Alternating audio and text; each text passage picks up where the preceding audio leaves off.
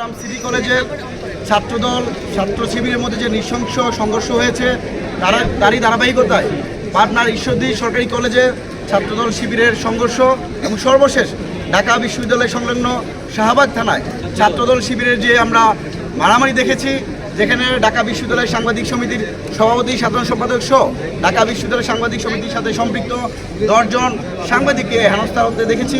ঢাকা বিশ্ববিদ্যালয় ডাকসুর সমাজসেবা সম্পাদক মোসাদ্দেক এবি জুয়াবের উপর হামলার যে প্রেক্ষাপট দেখতে পেয়েছি, তার প্রেক্ষাপটে বাংলাদেশ ছাত্র অধিকার পরিষদ বেশ কয়েকদিন ধরে আপনারা দেখেছেন আমরা শিক্ষার সুষ্ঠু পরিবেশ এবং নিরাপদ ক্যাম্পাসের দাবিতে কলম মিছিল দিয়েছি। তারই অংশ হিসেবে আজ বাংলাদেশের প্রতিটি বিশ্ববিদ্যালয় কলেজ ক্যাম্পাসে শিক্ষার সুষ্ঠু পরিবেশ এবং নিরাপদ ক্যাম্পাসের দাবিতে আমরা স্মারকলিপি প্রদান করেছি। আজ আমরা ঢাকা বিশ্ববিদ্যালয়ের মাননীয় বিসি স্যারের সাথে কথা বলেছি। আমাদের বক্তব্য স্পষ্ট, জুলাই আগস্ট অভ্যুত্থান পরবর্তী ছাত্র রাজনীতি হবে অস্ত্রের জঞ্জনী মুক্ত, যেখানে পেশি শক্তি থাকবে না, যেখানে আন্ডার পলিটিক্স থাকবে না।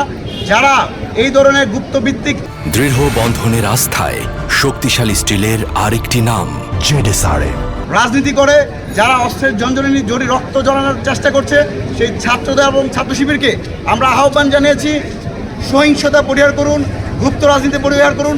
বর্তমান প্রেক্ষাপটে একমাত্র নিষিদ্ধ সংগঠন হচ্ছে ছাত্রলীগ। যদি কেউ গুপ্ত রাজনীতি করতেই চায় সেটা ছাত্রলীগের করা উচিত। এমন এক প্রেক্ষাপটে যারা ছাত্র শিবিরের বিভিন্ন নেতাকর্মীরা অনলাইনে হেড স্পিচ ছড়াচ্ছে, আমরা তার নিন্দা জানিয়েছি এবং ঢাকা বিশ্ববিদ্যালয়ের বিসি মহোদয়ের কাছে আমরা দাবি জানিয়েছি অনতি বিলম্বে যেন ঢাকা বিশ্ববিদ্যালয়ের ক্রিয়াশীল সকল ছাত্র সংগঠন নিয়ে বাংলাদেশের রাজনীতি কোন পথে যাবে, রাজনৈতিক গতিপথ নির্ধারণ করার জন্য ক্রিয়াশীল ছাত্র সংগঠন নিয়ে যেন উনি মিটিং আহ্বান করেন।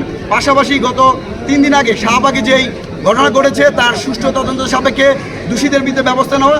একই সাথে আমরা তাদেরকে বলেছি, আমরা এই বিশ্ববিদ্যালয় বিগত সময়ে তদন্তের নামে ঘেরা দেখতে পেয়েছি। কোনো একটা ঘটনা ঘটলে আমরা তদন্তের নাম শুনেছি, কিন্তু সেই তদন্তের কিন্তু আলো আমরা দেখতে পাই নাই। আমরা স্যারের কাছে স্পষ্ট আহ্বান জানিয়েছি যে এই তদন্ত কমিটি গঠন করা হয়েছে, সেই কমিটি যেন আগামী 48 ঘন্টার মধ্যেই রেজাল্ট পাবলিশ করে শিক্ষার্থীদের মধ্যে একটা স্বস্তির বাতাস প্রবাহ করে। আমরা ছাত্রদল এবং ছাত্র শিবিরের প্রতি উদাত্ত আহ্বান জানাবো। অভ্যুত্থান পরবর্তী যে আমাদের কাঁধে কাঁধ মিলে চলার কথা, বাংলাদেশকে নিয়ে ভাবার কথা, সেই জায়গাতে আমাদের এই মারামারির কারণে নিষিদ্ধ সংগঠন ছাত্রলীগ সুযোগ পাচ্ছে। আপনারা নিশ্চয়ই জানেন গতকালকে চট্টগ্রামের বিভিন্ন স্পটে, বরিশালে, কুমিল্লা যারা রাস্তা নামতে পারতো না সেই সকল ছাত্রলীগ সন্ত্রাসীরা রাস্তা নেমেছে। আমরা ছাত্র অধিকার পরিষদ শিক্ষার সুষ্ঠু পরিবেশ এবং নিরাপদ ক্যাম্পাসের দাবিতে ধারাবাহিকভাবে কর্মসূচি চলমান থাকবে। আমরা ঢাকা বিশ্ববিদ্যালয়ের বিসি এবং প্রক্টরের সাথে যে আলোচনা হয়েছে, অত্যন্ত ফলপ্রসূ আলোচনা হয়েছে।